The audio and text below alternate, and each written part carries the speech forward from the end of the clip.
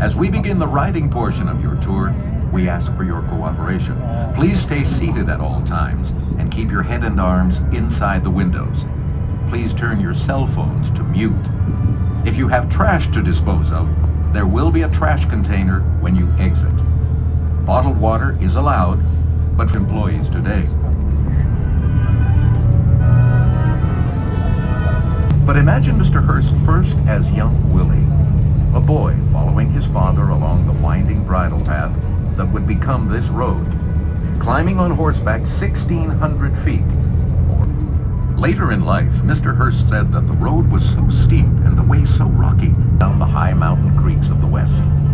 Though thousands came west looking for easy riches during the gold rush, few succeeded.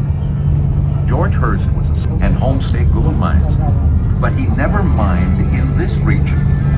George Hearst bought the land at San Simeon in 1865 as a cattle and horse shows and continued to run cattle on the hilly. The Hearst Corp, largely black and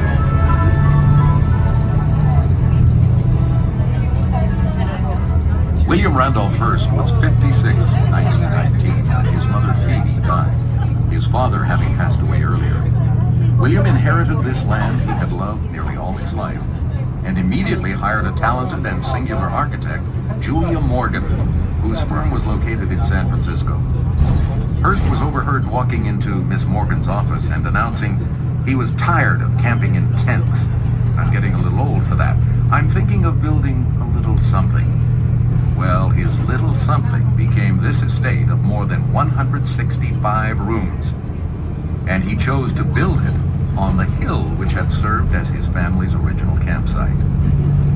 Julia Morgan's first challenges were to make a road from the old bridle path, and also to bring water from the natural springs that were located on a mountain almost 6 miles east of this hilltop. To this day, water provided to the estate comes from the same 1.5 million gallon reservoir built by Miss Morgan and Mr. Hearst in the 1930s. Some of it is stored in tanks atop the castle's bell towers. You may also glimpse a 16 million gallon reservoir recently built by the Hearst Corporation to provide water for the current family ranch operation.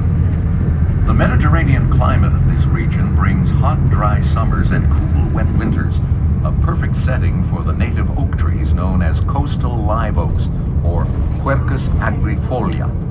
These are the lugs and rough brown bark. Mr. Hearst and Miss Morgan designed the road to wind around the trees, some of which are more than 300 years old. On the hilltop, they sited the buildings around the oaks, and occasionally even moved a massive oak out of the way as the castle grew. Grande, which means big house in Spanish, now commonly referred to as the castle.